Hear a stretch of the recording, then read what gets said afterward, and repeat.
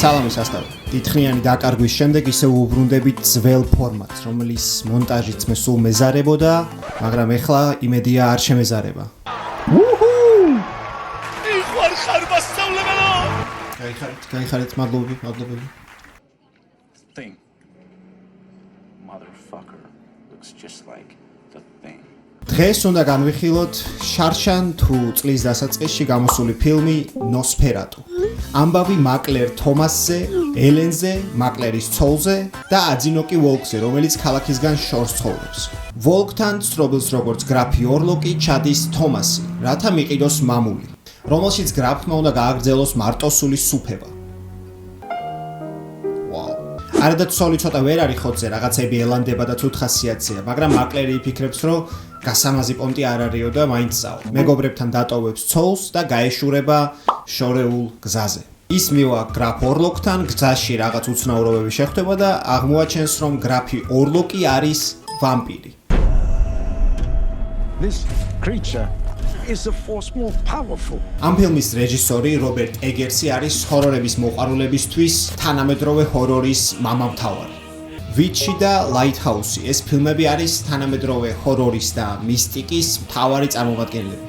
ორივე ფილმი არის ორიგინალური, ანუ რობერტ ეგერსს ეკუთვნის საწყისი იდეა, მაგრამ ამჯერად ეგერსი მიადგა ჰორორების ბელადების ბელადს, ნოსფერატუს. ნოსფერატუ საერთოდ კინოს ისტორიაში პირველ ჰორორად ითვლება და ეგერსმა გადაწყვიტა, რომ მისი რემეიკი გადაიღოს. ისედაც ცოტა რემეიკები გვაქვს ზოგადად და გადაწყვიტა, რომ ეს ამის მოდა შექმნას რა. ისედაც გვაკლია რემეიკები. თქვენ ალბათ იფიქრებთ, რომ რა ორლოკი ან რა ნოსფერატუ დრაკულაა შეთში. და მართლაც იქნებით, ეს მართლაც რომ ბრემ სტოკერის წიგნის ეკრანიზაციაა. ძალიან დიდი ხნის წინ, როცა კინო იყო შავ-თეთრი და ვიწრო, ნებისმიერ ამიჩს და ნებისმიერ სიტუაციაში სულ ყველას პიჯაკები ეცვა. Oh, that is great fucking sunny day. Why not wear a fucking pijaki? Oh, fuck me. ჯიბის საათი ჯერ კიდევ მოდაშია. ქალების სუბიექტურობა სადავო საკითხია და ჯერ კიდევ არ გამოგონილა საპრის ახალი ამ დროს ორმა კაცმა შექმნა სტუდია და მოინდომეს დრაკულას ეკრანიზაციის გადაღება. ან დრაკულას ეკრანიზაცია. ეს უფრო სწორი იქნება.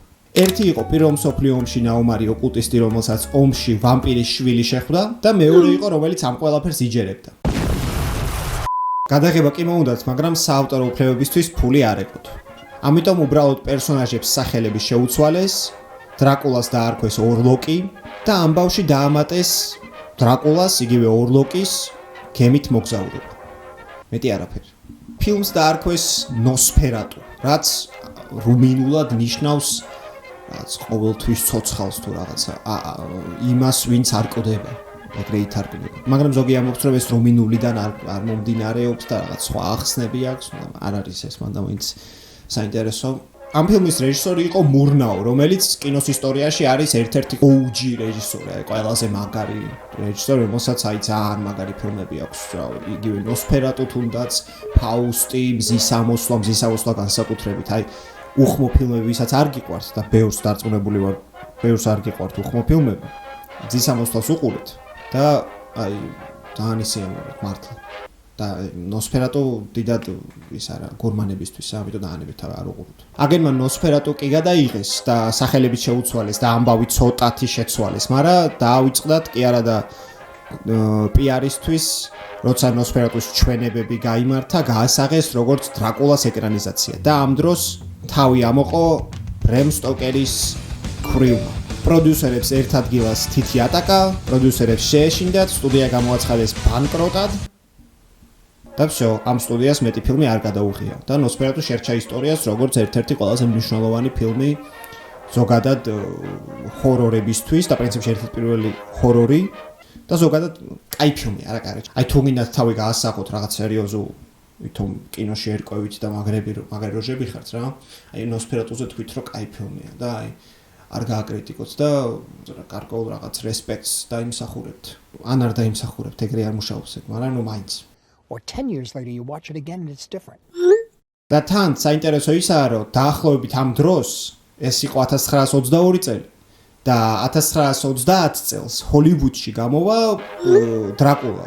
ოღონდ საავტორო უფლებები იქნებათ ნაყიდი და ყველაფერი იქნებათ მზად და ამიტომ რაღაც ჩამოყალიბდება ეს გერმანული ტრადიცია ნოსფერატუს და მას ექნება ერთი რემეიკი 70-იანებში და მე კიდევ ერთი ფილმი ნოსფერატუ ვენეციაში 80-იანებში თუ 90-იანებში და დრაკულას უამრავი რემეიკი და უამრავი სერია იქნება.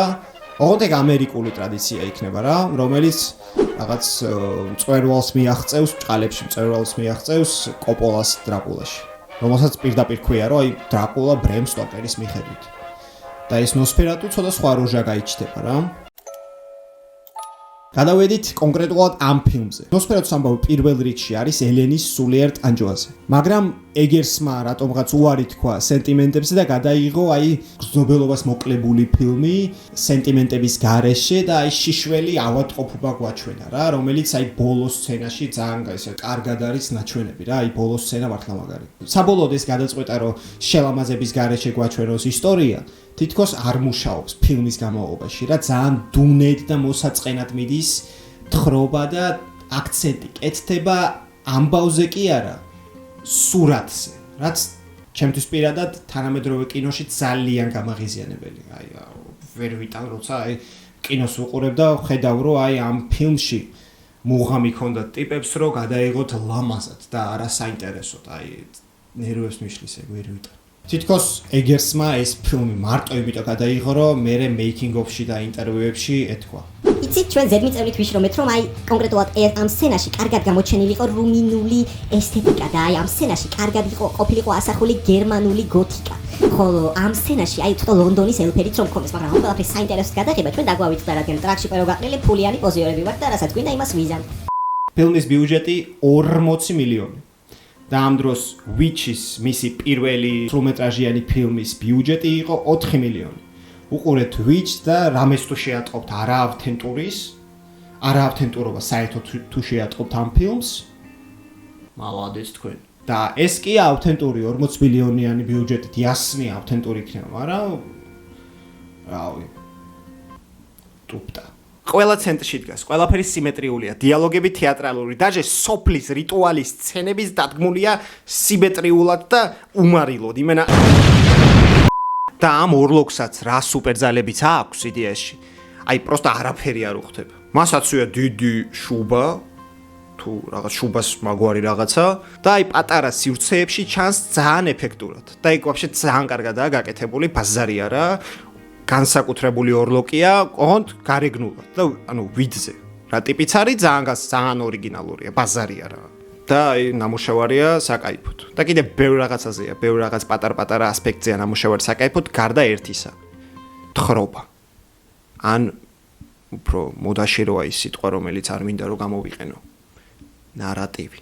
მაგრამ აი ამხელა ტიპს სივრცეში უცბად გაჩენა მაგრად არ უხდება. ანუ წარმოდიეთ ტიპ მოზველი რაღაც დიდი ფალავანი ტიპი და უცბად წკაბდა, უცბად სადღაც გაჩნდა. პატარა სივრცეში თან, აი ძალიან არაეფექტურია და უკარგავს პერსონაჟს თავის სიმძიმეს, ჩემი აზრით. აი სისხარტე ვაფშე არ უხდება რა, აი პერსონაჟი ikარგება. წინა დრაკულებს უხდებოდათ ეგ და უფრო ხას უსვამდა მათ პერსონაჟს. მაქს შრეკის დრაკულა მანერულია, დღეს ჩანს როგორც კარიკატურული, მაგრამ მაშინ ალბათ ყველა ძალიან ეშინოდა. კლაუს კინსკის დრაკულა სექსუალურია, ჰარი ოლდმანის დრაკულა გროტესკული. და ბილ სკარსგადის დრაკულა არის აი ვლად ცეპეშ დრაკულა, რუმინელი ვიღაცა იმენა დიდი ტიპი რა. და აი სისხარტე მაგრად არ უხდება, ფრენა არ უხდება ჩემი აზრით და ზოგადად ეგ ვერ მე ვფიქრობ რომ არ იმუშავა ეგერსმა ეგრე კარგად კონკრეტულად აი პერსონაჟზე და მის გარეგნობაზე და სივრცეში მის მოთავსებაზე ძალიან კარგად იმუშავა. ანუ დრაკულას დაჟე ულვაში აქვს. ანუ იმდენად ავთენტური უნდა იყოს რომ ულვაშითაა დაჟე.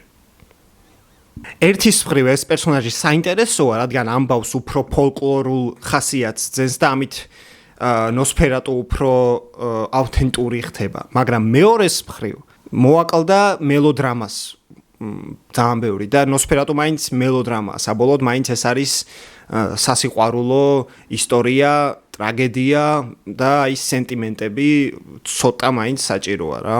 ჩემი აზრით. ან თუ არ არის საჭირო, მაშინ უნდა შეცვალო, თხრობა უნდა გააკეთო სხვანაირი და არა უბრალოდ ესთეტიკა შეცვალო. აი, პროსტა ესთეტიკის შეცვლით, იმით რომ უფრო ფოლკლორულს გახდი, უფრო უხეშს გახდი, აი ეს თავისთავად არ გულისხმობს იმას, რომ უკვე საინტერესო იქნება რა. და აქ მელოდრამა და სიყვარული უფრო გადატანილია ავხორცობაში. რაც ლოგიკურია რაღაც პონჩი, მაგრამ მაინც აი ძალიან უგემოვნოდ არის გადმოცემული. თითქოს აი მთელი ფილმი უყურებ და სიუჟეტი საერთოდ არ არის რა, თითქოს არა და არის, მაგრამ უყურებ და გრძნობ, რომ თითქოს არაფშვაში არ აქვს სიუჟეტი, მე უყურებ უბრალოდ რაღაც სასოდაო ლილი როუზ დეპს რა დღეში აგდებენ და მე ეს დიდი ბილსკარს გარდი მოდის და რაღაცებს უშვება რა და მორჩა. მომენტებში როცა უნდა შეგეშინდეს, ეგერსი იყენებს ძალიან იაფ ხერხს. აი ძალიან უცბად სწრაფად ამონტაჟებს ისე რომ უცბად ტემპი შეიცვალოს და ვახ ეგეთი რეაქცია ქონდეს. ვიჩში ასეთ მომენტებს ძალიან კარგად ქმნის რა, აი არაფერი არ არის აი ძალით, ყველაფერი ძალიან აი კულმინაცია არის რა კადრების და ტემპი არის კარგი, ნელი და ამავდროულად დაძაბულობა კარგად არის გაკეთებული ვიჩში და ნოსფერატუში ძალიან იაფასიანად არის. მიუხედავად იმისა, რომ ვიჩის გადაღებისთვის ბევრი ფული არ ქონდა, ფოლკლორული ვაიბი იქ უფრო არის, ვიდრე აქ. აქ არის თითქოს აი პინტერესტში რო დაწერ. ფოტოები ფოლკლორ რაღაც. ამიტომაც არის ვიჩში უფრო ცოცხალი, სურათი უფრო სუნთქავს და უფრო ავთენტური. ეგერსმა ამ ფილმის ატმოსფეროსთვის ძალიან ბევრი დეკორაცია გამოიყენა. რაც ერთის მხრივ არ არის მინუსი, ამ შემთხვევაში მინუსია, იმიტომ რომ სურათი ჩემი აზრით ძალიან გადატვირთულია, მაგრამ ზოგადად ეგ არ არის მინუსი, რადგან ეგერსმა საიდანაც აიღო შთაგონება, ეს არის აღმოსავლეთ ევროპული კინო, ჩეხური კინო. იქაც ძალიან ბევრი დეკორაცია, მაგრამ განსხვავებით ნოსფერატუსგან, იქაურ ფილმებში ბევრი დეკორაცია, მაგრამ ქაოსიც არის, აი სრული სიმეტრია და აი გამოწყეპილობა და გამოზომილი სურათი და ეგეთი რაღაცები არ არის რა. აი უყურეთ და ნახავთ. მნიშვნელოვანია იმიტომ, რომ არ გიჩნდება განცდა, რომ რაღაც ისტორიულ პერიოდზე სტილიზაციას უყურებ რა, აი ძალიან ბანძთან, უგემოვნოს. და ნოსფერატუსზე ვერ ვიტყოდი, რომ უგემოვნოა, მაგრამ ბანძი ნამდვილად არის. მაპატიეთ მკვეთრი გადაწყვეტილების, მაგრამ ნუ ეგრე არა უქნა. საბოლოოდ ნოსფერატუს მე დავუწერდი 10-დან 6.5-ს. იმიტომ რომ ნუ თავისი ღირსებები ნამდვილად აქვს და მაგას ვერ დავუკარგავ. აი ცოტა კი არა, კარგად სხვანაირადაა ნაჩვენები ნოსფერატუ, ვამპირი არ არის რაღაც სექსუალური ედუარდი ან რაღაც ეგეთი, არამედ ისეთ მუჟიკი სერიოზული ვამპირი შეიმენა. და ნუ არ მიყვარს ზოგადად ეგრე ფილმის შეფასება, მაგრამ ეს ფილმი ერთხელ საყურებლად კარგია.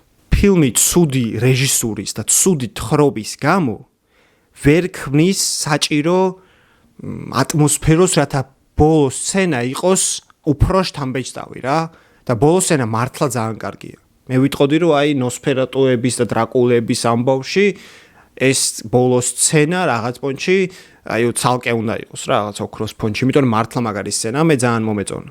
ძალიან სხვანაირი. მაგრამ მანამდე რაც ხდებოდა ძალიან სტერილურია რა, აი ძალიან სტერილური. მსახიობებზე დიდად ყურადღებას არ მომახვილებ, იმიტომ რომ ლილი როუზ დეპი ნამდვილად არ იმსახურებს იმ ჰეიტს, რაც მიიღო, ეგრეთ სულადაც არ თამაშობს. ანუ ეგერს უნდა და რაღაც მოღუშული და ცოტა უფერული ელენი და პრინციპში მიიღო ეგეთი. დღეისთვის მხოლოდ ეს იყო. სულ მოვიწდება გითხრათ, რომ გამოიწერეთ არხი და ალბათ მონტაჟში და ვიდეოს დასაწყისში ვიზამ, რომ გითხრათ, რომ აი გამოიწერეთ, დაალაიქეთ, გააზიარეთ და ახლაც გეტყვით ბარემ, იმიტომ რომ ვიდეო მორჩა მეტი აღარაფერი აღარ მაქვს სათქმელი. გამოიწერეთ არხი, დაალაიქეთ ვიდეო, გააზიარეთ, მეგობრებს უთხარით და აკომენტარეთ თქვენ რას ფიქრობთ. ან როგორც ხვდებით, მე დიდად აქტიური არ ვარ და იმედია ოდესმე გავხდები აქტიური იუთუბერი და რამე იდეები თუ გაქვთ, რაც ჩემგან დაგაინტერესებთ, დაწერეთ, განვიხილოთ, ვისაუბროთ და კაროჩე ბედნიერად.